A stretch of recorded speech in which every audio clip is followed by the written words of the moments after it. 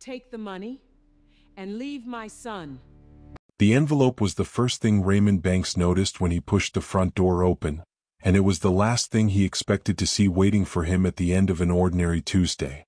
He had left the office 3 hours early, a decision so unlike him that his assistant had asked twice if everything was all right. Everything was more than all right. In his left arm he carried a bouquet of red roses wrapped in pink tissue paper, and tucked against his chest, its little bough slightly crushed from the drive, was a brown teddy bear he had bought on impulse from a shop near his office because it reminded him of the one Layla kept on their bed from her childhood. He wanted to surprise her. He wanted, for once, to be the one who walked through the door with something in his hands instead of just his tie loosened and his mind still tangled in spreadsheets. He never made it to the living room. His mother's voice reached him first, sharp and low, cutting through the hallway like something sharpened for exactly this purpose. Take the money and leave my son. Raymond froze with his hand still on the door. He knew that voice. He had known it his entire life, had been soothed by it as a boy and steadied by it after his father's funeral, had trusted it more than almost any other voice in the world. But he had never heard it sound like this, cold, deliberate, aimed like a blade. Then quieter came Layla's answer. I won't leave Raymond because of a lie. His grip tightened around the teddy bear until the seams strained. He could feel his own pulse in his ears now, loud enough to nearly drown out what came next. For a moment there was only silence, the kind that presses against the eardrums and makes a person hyper-aware of every small sound in a house. The hum of the refrigerator down the hall, the tick of the grandfather clock his father had left behind, his own breath catching somewhere in his throat. Then his mother spoke again, and this time her words landed somewhere deep in his chest and stayed there. If Raymond discovers what you've been hiding, he will never forgive you. He didn't remember crossing the hallway. He only remembered his hand on the frame of the living room doorway, and what he saw when he looked inside. Ruth Carpenter stood beside the dining table in her dark navy suit, pearls resting against her collarbone, one finger extended and pointed at Layla like a verdict already decided. Her hair, as always, was pulled into its neat, controlled bun, not a strand loose, as though even in the middle of an accusation she refused to let anything about her appear unraveled. On the polished wood between them sat a thick manila envelope, its flap open just enough to reveal the edge of stacked $100 bills. Layla stood with her head bowed, her hands clasped so tightly in front of her that her knuckles had paled. She was wearing the cream floral dress Raymond loved, the one that always made her look like she'd stepped out of a warmer, gentler season. Tears sat heavy and unshed along her lashes, and she did not look up, did not defend herself, did not do anything but stand and absorb whatever was being thrown at her, the way a person absorbs something they have absorbed too many times before. For several seconds nobody spoke. The roses in Raymond's hand suddenly felt absurd, a small foolish thing brought into a room that clearly did not belong to happy surprises. He became aware, distantly, that he was still holding them, that the teddy bear was still pressed against his ribs, and that neither woman in front of him had yet noticed he was standing there at all. Then Raymond asked the question neither woman expected to hear. What secret are you talking about? Ruth's head snapped toward him first, her expression sliding in the span of half a second, from fury to something far more practiced. Composure, concern, the face of a woman caught mid-sentence in an argument she would rather he hadn't witnessed. Layla's head lifted more slowly, and when her eyes finally met his, Raymond saw something in them he had never seen in 3 years of marriage. Not guilt. Fear. Before we go further into what Raymond discovered that afternoon, if you believe that love should never ask someone to suffer in silence, that mothers and wives should never be forced into a war neither of them chose, and that the truth, however painful, is always worth fighting for, take a moment right now to like this video, drop a comment telling us where you're watching from, share it with someone who needs a reminder that silence is not always peace, and subscribe so you never miss where the story goes next. Your support is what keeps stories like Raymond and Layla's alive. Raymond and Layla had been married 3 years by then, 3 years that had looked, from the outside, like the kind of marriage people quietly envied. Raymond was successful, the kind of hard-working man who had built his career instead of inheriting it entirely, deeply devoted to the family that raised him. Layla was gentle in a way that never asked for attention, intelligent in a way that never needed to prove itself, and restrained in a way Raymond had always mistaken for contentment. There had always been one shadow across their happiness, though one Raymond had spent 3 years explaining away. His mother had never fully accepted Layla. He told himself it was simply Ruth being protective, the natural instinct of a woman who had raised her only son alone after his father's death and wasn't ready to hand him over to anyone. He told himself it would soften with time, that Ruth's sharper comments were just the residue of grief she'd never fully processed. He had never imagined it looked like this. "What have you been hiding from me?" Raymond asked, turning to his wife, his voice quieter now, almost pleading, the roses lowering slightly at his side as if he'd forgotten how to hold them properly. Layla lifted her eyes to his, and in them was something Raymond had never seen before. Not guilt, but exhaustion, the specific exhaustion of someone who has been holding something heavy for far too long by herself, someone who had rehearsed this exact confession 100 times in the shower, in the car, in the quiet moments before sleep, and had never once found the courage to say it out loud. Before she could answer, Ruth's voice cut between them, sharp enough to make Layla flinch. "Don't listen to her, Raymond. She's been manipulating you from the beginning." Raymond turned toward his mother slowly. He looked at her face, the same face that had comforted him through every hard year of his life, the face that had told him bedtime stories and sat beside hospital beds and clapped louder than anyone at his college graduation. And for the first time in that life, standing in his own living room with flowers wilting slightly in his hand, he did not immediately believe her. To understand the money on the table and the fear in his wife's eyes, Raymond would eventually have to go back 3 years, to the beginning, to the ordinary Tuesday when he had first met Layla at a friend's dinner and realized, within 20 minutes of conversation, that he had never felt so unguarded with another person in his life. Layla had come from nothing extraordinary. Her father had spent 30 years repairing machinery at a textile plant, his hands permanently stained with grease no soap could fully lift. Her mother had taught elementary school until her knees gave out, then took up mending clothes for neighbors to fill the quiet hours. Layla had grown up believing that character mattered more than money, that kindness mattered more than status, and she carried that belief into every room she entered, including the grand, chandeliered rooms of the Banks family, where it had never once impressed Ruth Carpenter. Raymond loved that about her immediately. She never asked about his company's revenue in their early conversations. She never glanced at his watch or his car with the calculating look he had grown used to from other women. She had asked him, on their second date, what made him happiest as a child, and he had talked for 20 minutes about a wooden treehouse his father built before Raymond even realized how much he'd said, how easily the words had come out of him with her sitting across the table, chin in her hand, actually listening. Ruth saw it differently from the start. She had imagined a different wife for her son, someone from a family with a name, someone polished enough to command a room the way Ruth herself had learned to after her husband's death, someone who understood, as Ruth put it once at a dinner Raymond wasn't meant to overhear, how families like ours are supposed to be built. At first, the comments were small enough to laugh off. Ruth remarking that Layla's dress was sweet for what she could afford. Ruth asking in front of guests where exactly Layla had gone to school, and letting the silence stretch a beat too long after the answer, as though the school itself required an apology. Ruth suggesting, with a small approving nod that somehow still managed to sting, that Layla's cooking was surprisingly good considering. Raymond laughed these off every time, kissing his mother's cheek and telling her she was being dramatic. Layla never laughed, though she never said so out loud. She simply folded each comment away somewhere quiet inside herself and kept smiling. At family dinners, Ruth found new and quieter ways to make her feel small. A comment about posture, a comment about her family's modest home in a town Ruth pretended she couldn't quite place on a map, a comment disguised as concern about whether Layla was adjusting well to a life so different from what she was used to.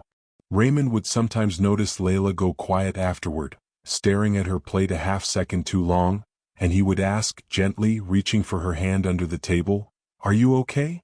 Layla would smile. "I'm fine." It became a pattern so familiar that Raymond stopped hearing the words as anything but reassurance. He believed her every time because believing her was easier than confronting the possibility that his mother, the woman who had sacrificed so much to raise him alone, could be capable of quiet cruelty. The first real warning came 8 months into the marriage, when Ruth cornered Layla alone in the kitchen after a family gathering, drying her hands on a towel with unnerving calm, the kind of calm that felt far more dangerous than shouting ever could. "You may have Raymond now," Ruth had told her, voice low enough that no one else could hear, "but that doesn't mean you'll have him forever."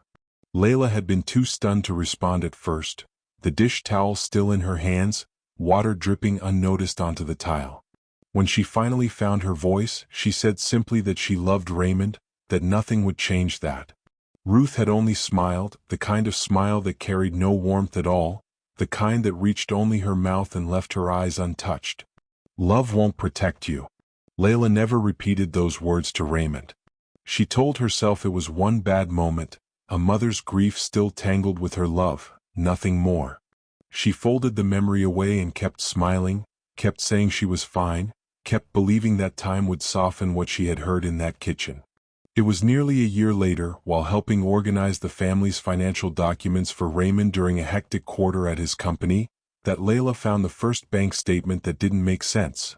A large withdrawal from an account she recognized as belonging to Raymond's late father, a fund Raymond had always believed remained untouched, reserved quietly for his future. She assumed, at first, that it had to be legitimate. Families managed money in complicated ways she didn't fully understand. She set the statement aside and kept working, sorting receipts into neat labeled folders the way she always did. Then she found a second withdrawal. And a third. The name on the receiving account meant nothing to her. But something about the pattern, the frequency, the round and careful amounts, the way each transfer seemed timed to avoid drawing attention, made the back of Layla's neck go cold. For the first time since she had married into the bank's family, Layla found herself looking at Ruth Carpenter not with hurt, but with suspicion. That night, Layla lay awake long after Raymond had drifted off beside her, staring at the ceiling and replaying every strange interaction of the past year. The way Ruth sometimes left the house without explanation and returned hours later smelling faintly of a downtown coffee shop Layla had never known her to frequent. The way certain phone calls made Ruth step outside onto the balcony and lower her voice to something barely above a whisper. At the time, Layla had noticed these things only in passing, filing them away as the ordinary eccentricities of an older woman who valued her privacy. Now, with the bank statement folded carefully inside her nightstand drawer, those small oddities began arranging themselves into a shape she didn't like. She thought, too, about the comment Ruth had made in the kitchen all those months ago, "Love won't protect you," and wondered for the first time whether it had been less a threat about Raymond's affection and more a warning about something else entirely, something Ruth herself was afraid of losing. Layla did not go to Raymond right away. She told herself she needed proof first, something more solid than a bad feeling and a stack of confusing bank statements. She began, quietly and carefully, to look deeper into the family's financial records whenever she had the house to herself, usually late at night after Raymond had fallen asleep, the desk lamp casting a small circle of light over the papers as she cross-referenced dates and amounts with a patience she didn't know she possessed. What she found unsettled her more each time. Over roughly 18 months, significant sums of money had been transferred out of the account tied to Raymond's father. Money that had no connection to any of the family's known investments, no connection to Raymond's company, no connection to anything Layla could identify no matter how many hours she spent staring at spreadsheets. The receiving account belonged to someone whose name she had never once heard mentioned at a single family dinner, a name that felt oddly out of place among the familiar names of aunts, cousins, and business associates she'd learned over 3 years. She wanted, more than once, to simply bring the papers to Raymond and lay them on the table between them, to end the secrecy in one honest conversation.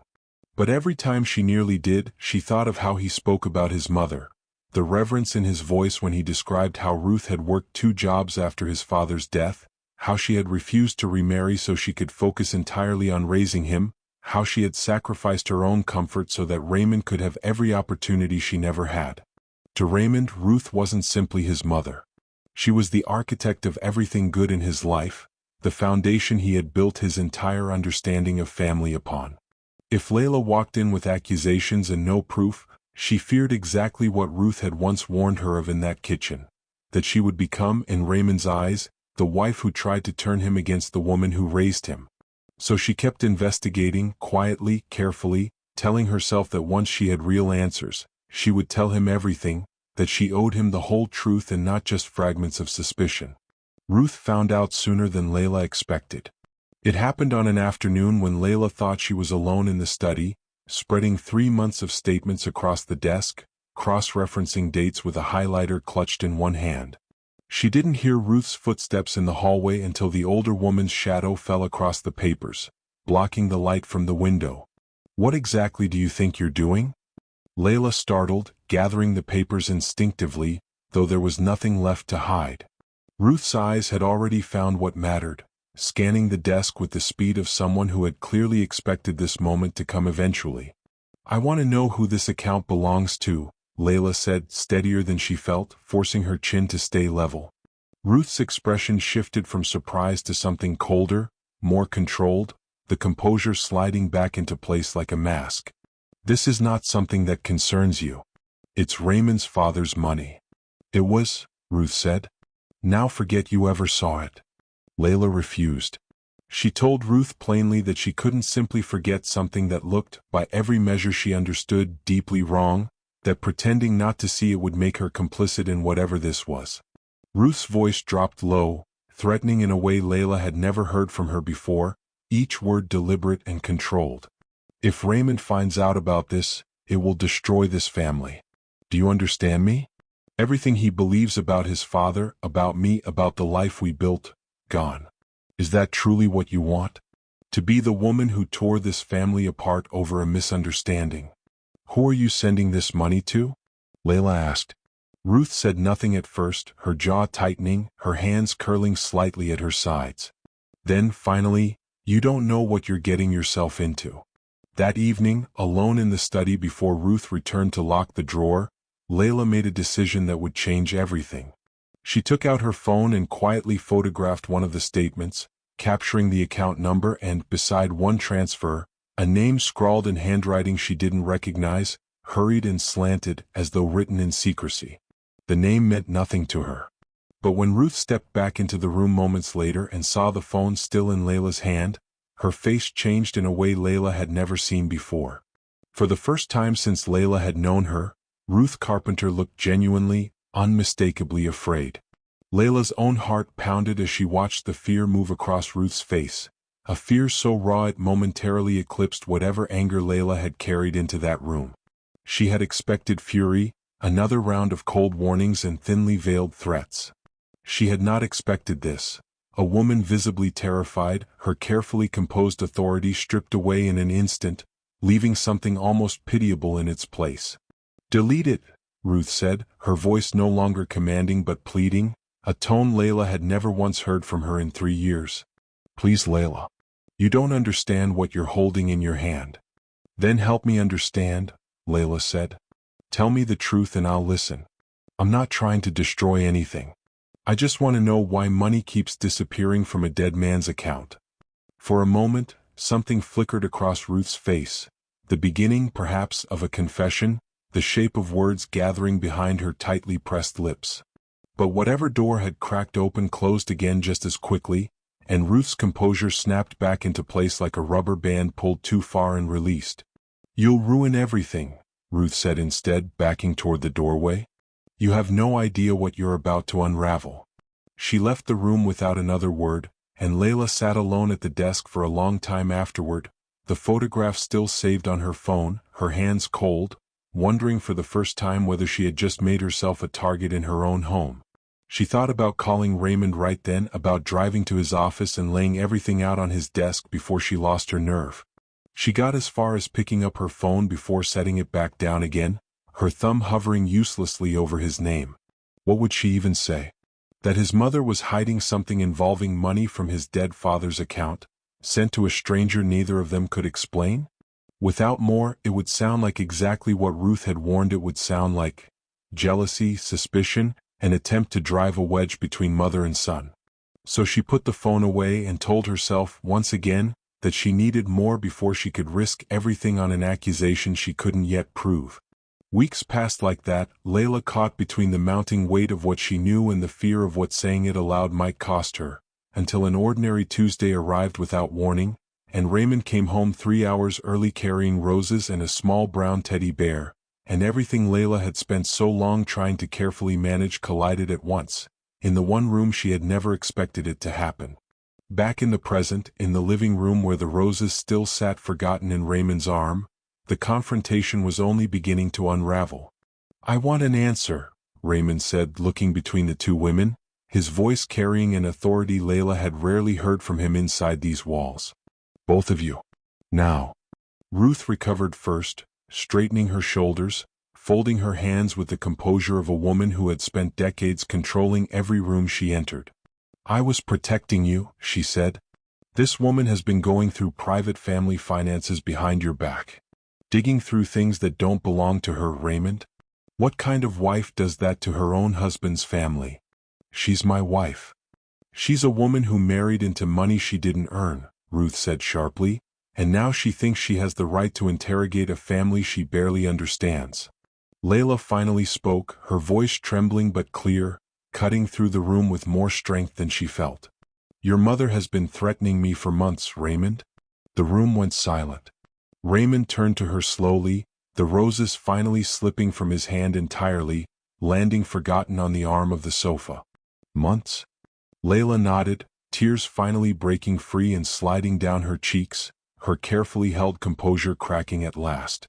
"She told me if I said anything to you about the money, she would destroy this family. She told me I should take whatever she offered and disappear before you found out what I supposedly did.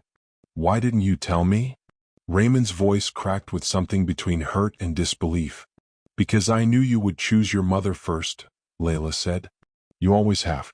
And I didn't want you to hate her because of me." "I would never abandon you," Raymond said, wounded, stepping closer to her. "Never. Do you hear me?" "I never wanted you to hate her," Layla repeated, quieter now, wiping uselessly at her cheek. "I just wanted this to stop." Ruth seized the pause. "She's lying, Raymond. This is manipulation. She wants control of your money, and she's willing to say anything to get it." She gestured toward the envelope on the table, her hand steady even now. "I offered her that money because I wanted to make this situation easier for everyone. That's all this ever was."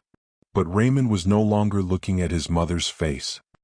He was looking at the envelope, and something about the thickness of it, the particular weight of it, snagged at a memory of numbers he had seen once in passing on a statement Layla had shown him weeks ago, numbers he hadn't thought much of at the time, dismissed as an accounting question for another day. "Where did you get this money?" he asked. Ruth's silence answered before her mouth could, the pause stretching a beat too long, her eyes flicking briefly toward the door as though calculating distance. "Mom, where did this money come from?" Ruth's eyes darted briefly to Layla, as if searching for some silent agreement to keep this buried a while longer, but Layla only held her gaze, steady and unflinching, offering no such rescue this time. Raymond noticed the exchange between them, brief as it was, and something in his chest tightened further. Whatever this was, it had clearly been building between the two women for longer than a single afternoon, a silent negotiation he had never been invited into. She said nothing. Raymond crossed to the side table where the household folder of financial records sat, the one Layla had been quietly organizing for months, and began flipping through statements with hands that were no longer steady. "You found the page." He compared the numbers scrawled across the top of the bank slip in the envelope to the missing withdrawal Layla had flagged weeks earlier, his eyes moving back and forth between the two documents with mounting dread. They matched. "This is from Dad's account," Raymond said, his voice barely above a whisper, the papers trembling slightly in his grip. He looked up at his mother, and for the first time in his adult life, he searched her face not for comfort but for the truth. "Mom, did you take this money from Dad's account?" Ruth said nothing. Her silence, in that moment, became the loudest answer Raymond had ever heard from her, louder than anything she could have shouted, louder than every reassurance she had ever given him about their family's honesty. He set the papers down on the table with a care that felt strange given how badly his hands were shaking, as though handling them roughly might make the truth inside them even worse than it already was. He looked between the two women who mattered most to him in the world. His mother, whose face had gone the color of ash, and his wife, whose eyes were fixed on him with a mixture of relief and dread, as though she had spent a year bracing for this exact moment and still wasn't ready for it now that it had arrived. "Somebody needs to start talking," Raymond said, his voice low, "and it needs to be right now."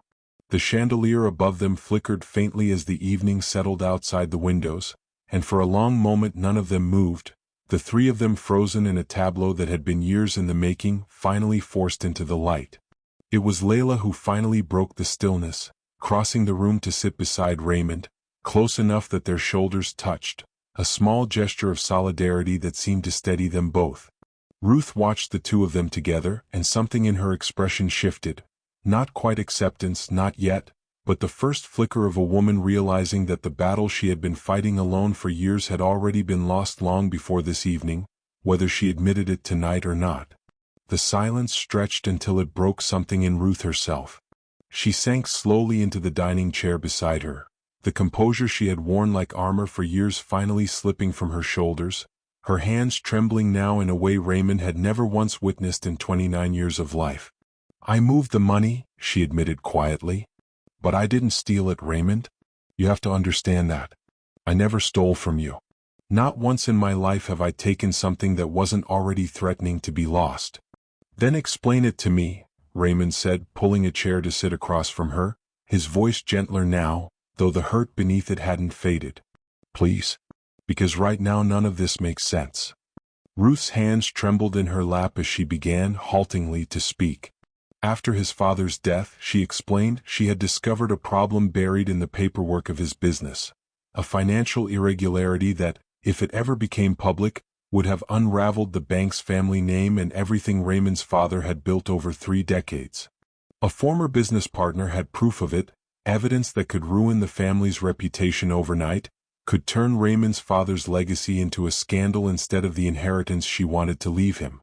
Terrified and grieving and utterly alone, with a young son to raise and a house suddenly too quiet, Ruth had made a decision she now called the worst of her life. Instead of confronting the problem directly, the way her husband would have wanted, she tried to bury it. She reached out to the man who held the evidence and offered him money to stay silent, telling herself it would be a single payment, a closed chapter. It worked for a while. Then the demands grew. What began as one quiet payment became a pattern she couldn't stop.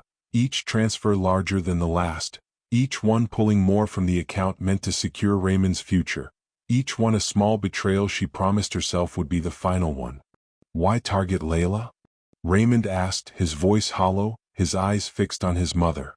"Why threaten my wife over your mistake?" Ruth's eyes filled, her composure gone entirely now. "Because she found the statements. I panicked. I thought if she disappeared from your life, I could still control the situation before it reached you. I thought I could still fix it quietly, the way I'd been fixing it for years." "You thought making my wife disappear was fixing something?"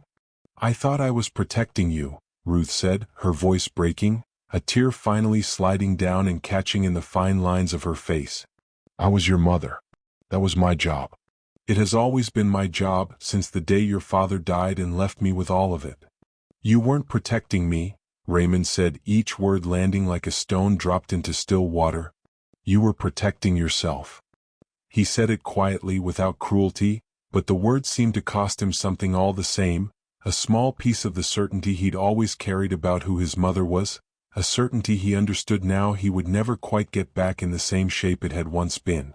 Ruth flinched as though he'd struck her, and for a long moment she said nothing, staring down at her own hands as though she no longer recognized them.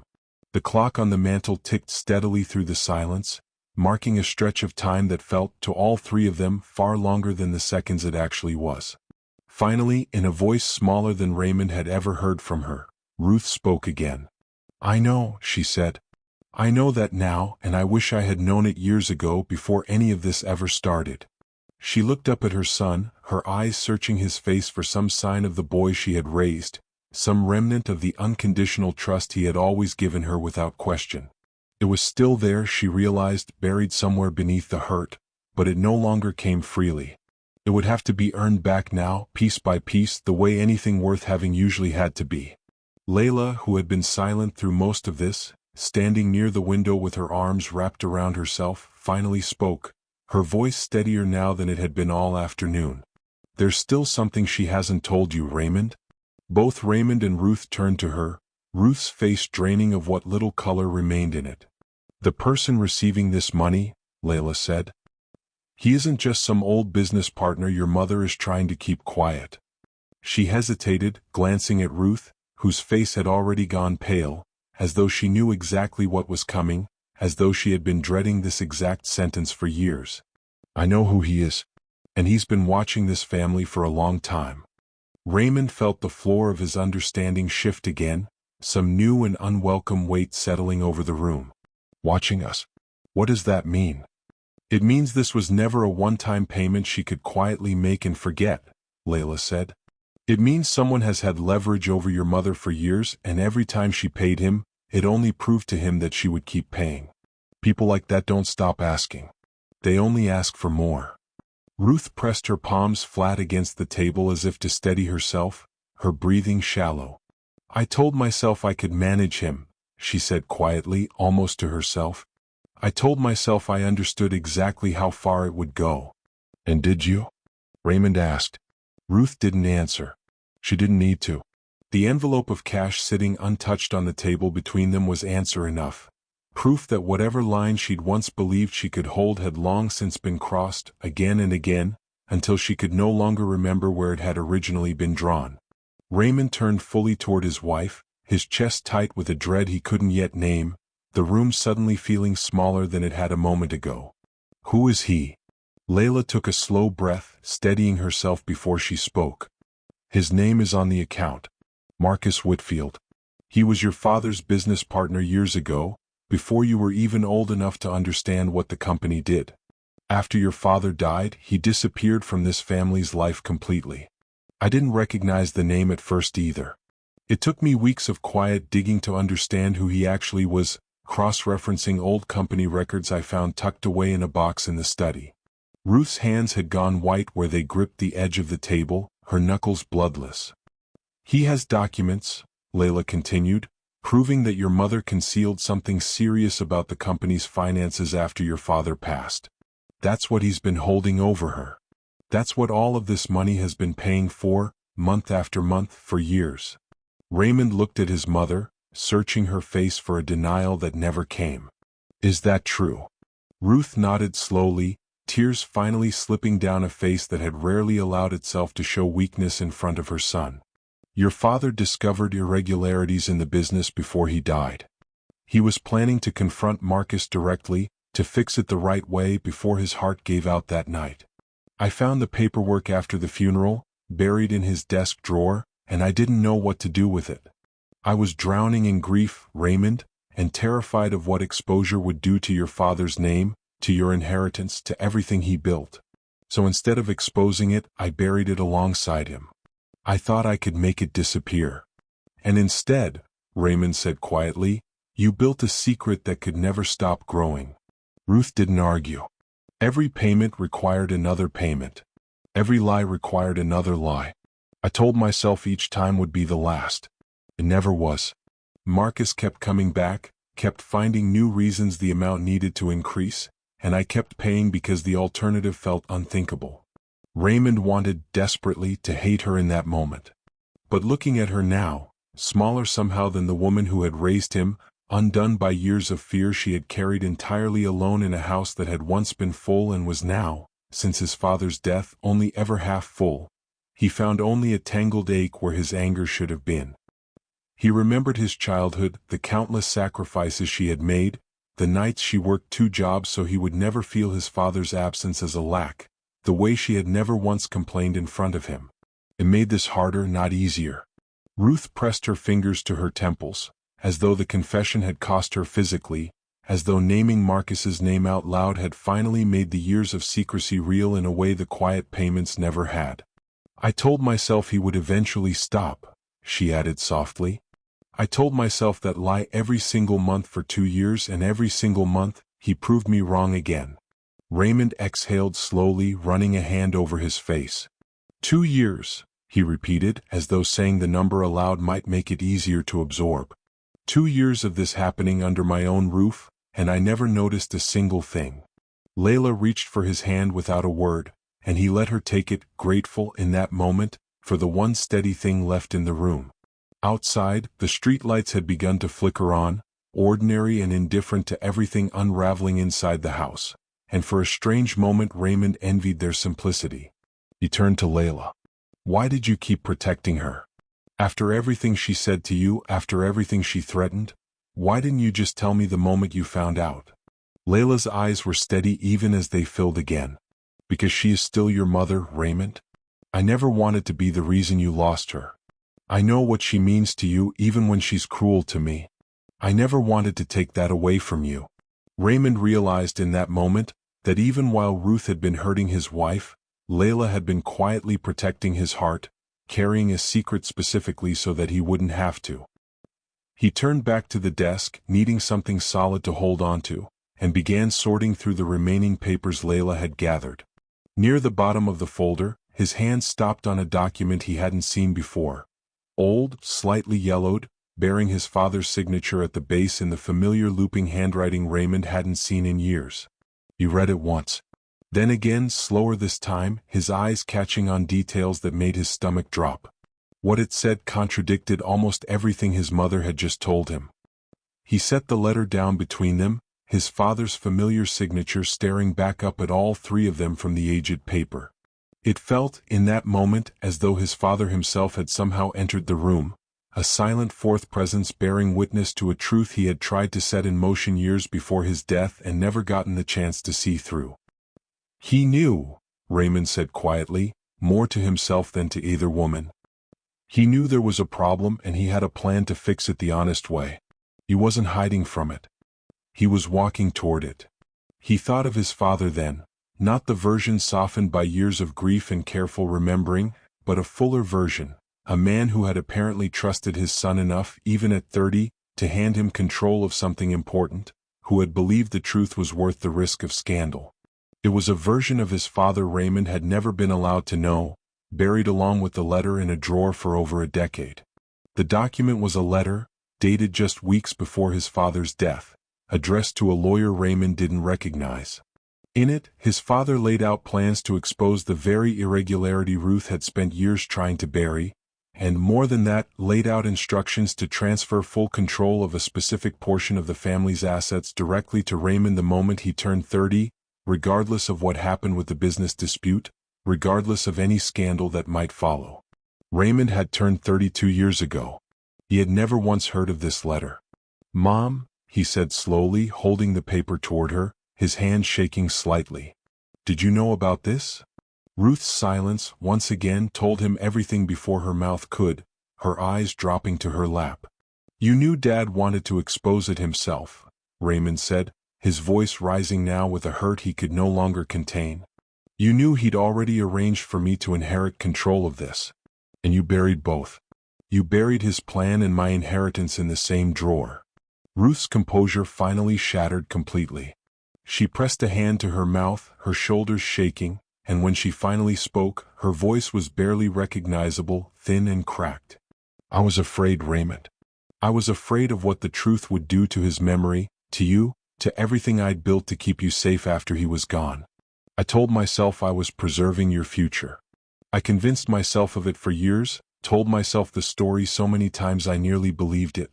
But somewhere along the way, the fear turned me into someone I don't recognize when I look in the mirror anymore."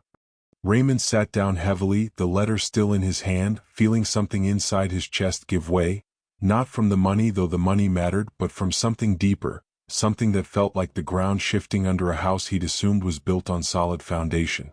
2 women he loved had been carrying an enormous weight around him for years, and he had noticed none of it, had walked through his own life believing everyone around him was simply fine. He turned to Layla. "How long have you actually known? All of it, not just the withdrawals." "About the full picture, 3 weeks, Layla said quietly. "About the fear, about her threats, almost a year." "A year." Raymond closed his eyes, the number settling over him like a weight. He thought of every ordinary evening across that year. Dinners where Layla had laughed at his jokes, weekends where she had planned small trips to surprise him, mornings where she had kissed him goodbye with no trace of what she carried visible on her face.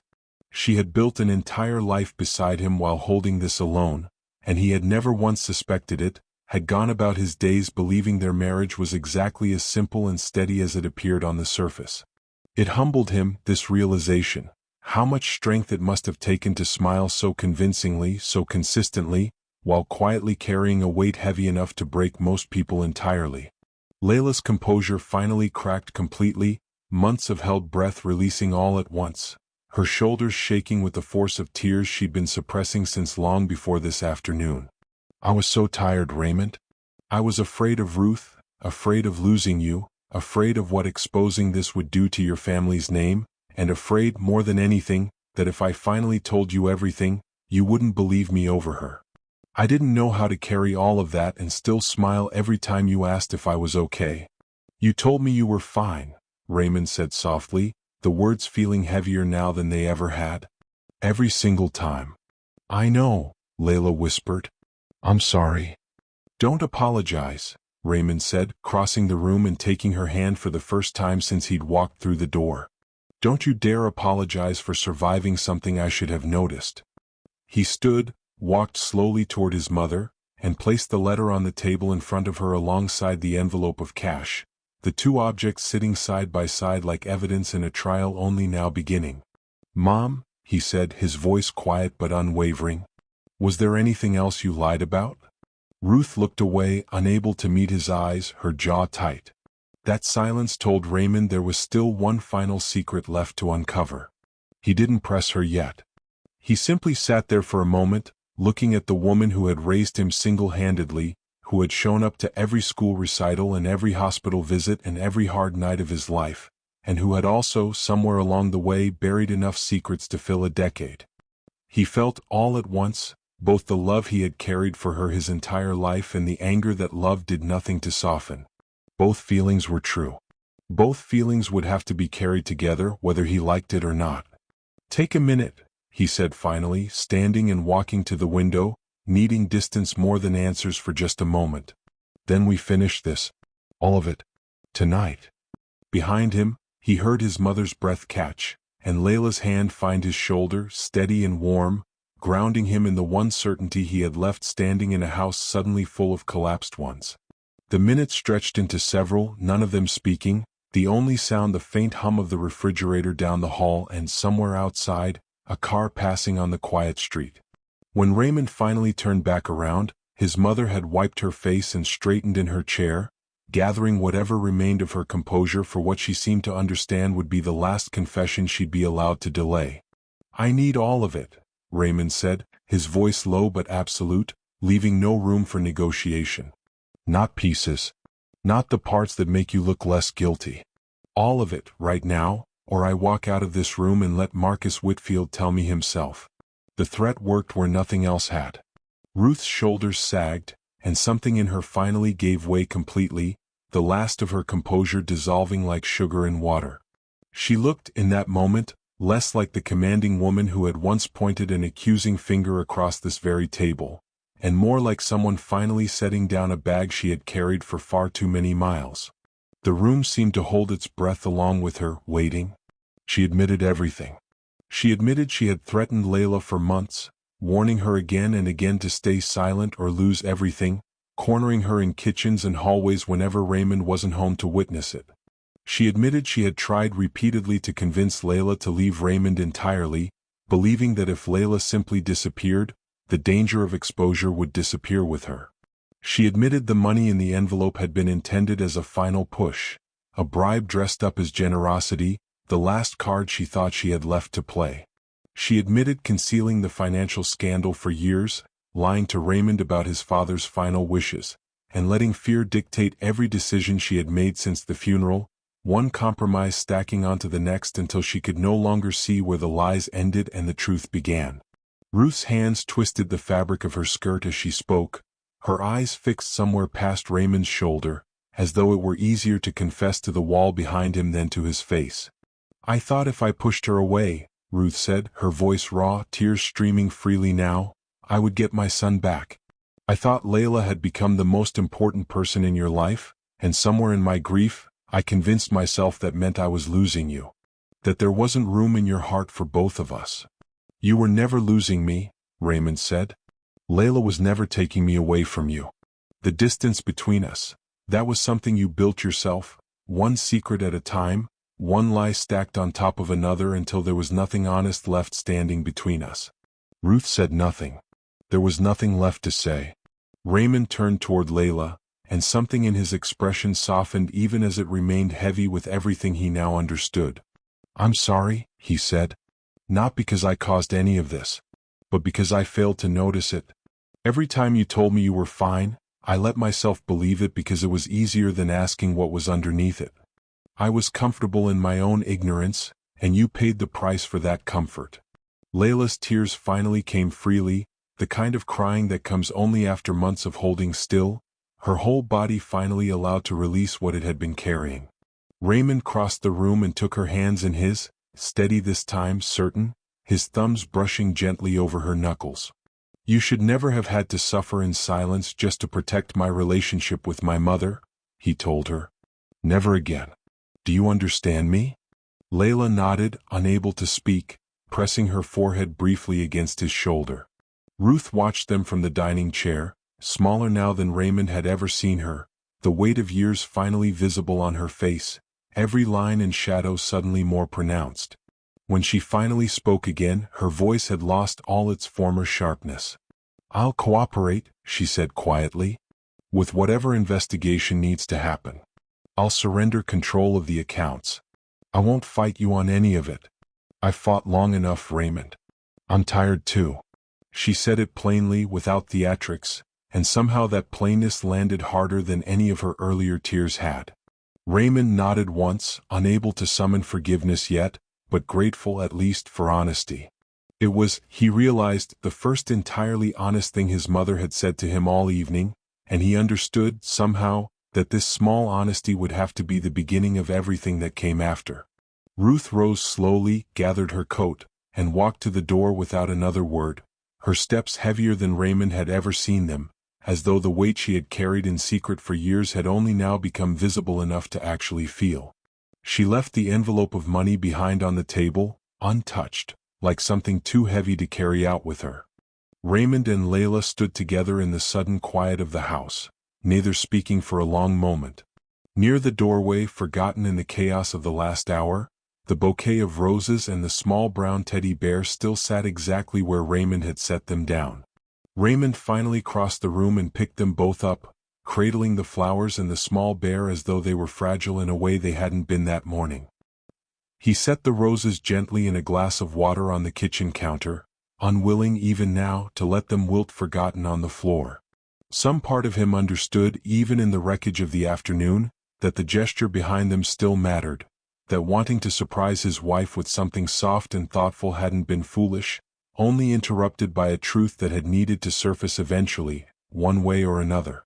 Layla watched him from the doorway, her eyes still red, her arms wrapped around herself. When he turned back to her, she managed, for the first time in hours, something close to a real smile. You still came home early to surprise me, she said softly. I did, Raymond said. I just didn't expect the day to go quite like this. The weeks that followed were not easy ones. Raymond hired an independent accountant to trace every transfer that had ever left his father's account, and slowly, painstakingly, the full shape of the deception came into focus. Years of quiet payments, years of fear disguised as protection, an entire secondary history of the Banks family that had unfolded in the shadows while Raymond lived his life unaware. Marcus Whitfield was confronted directly, the blackmail exposed and dismantled through legal channels Raymond's lawyers handled with quiet efficiency. The threat that had loomed over his mother for years finally, formally ended. It was not a clean process. It was not a fast one. There were meetings with attorneys, uncomfortable conversations with the family's accountant, long nights where Raymond sat alone in his father's old study trying to reconcile the man he remembered with the story that had unraveled around him. But piece by piece, the truth stopped being a weapon and became simply a fact the family had to live with. Ruth moved out of the family estate temporarily, into a smaller apartment across town, giving everyone, herself included, the space to breathe, the space to sit with what had happened without the pressure of shared walls and shared meals forcing conversations no one was ready for. For Raymond and Layla, the real work happened in smaller, quieter moments. Layla stopped saying she was fine when she wasn't. It didn't come easily at first. The habit of swallowing her pain had been built over years and didn't unravel in a single conversation. And there were still evenings when Raymond had to gently ask a second and third time before she found the words. But slowly, she began telling Raymond when something hurt, when something worried her, when silence felt safer but honesty felt necessary anyway. And Raymond, for his part, learned to stop accepting easy answers. He asked deeper questions. He watched for the things she didn't say, the pauses that lasted a beat too long, the smile that didn't quite reach her eyes. Their marriage did not simply survive what had happened. It became something sturdier than it had been before, built now on a foundation of honesty instead of assumption. Months later, Ruth returned to the house. She didn't come with money this time. She didn't come with excuses or explanations, or the practiced composure she had always worn like armor. She came only with an apology, plain and unadorned, delivered standing in the same living room where everything had unraveled, in the same spot where she had once pointed an accusing finger at the woman now watching her with cautious, careful eyes. "I confused controlling my son with protecting him," she told Layla. "I let fear convince me that love and control were the same thing. I was wrong. I'm sorry for every part of what I put you through, and I know an apology doesn't undo any of it." Layla listened to all of it, her arms loosely crossed, her expression unreadable but not unkind.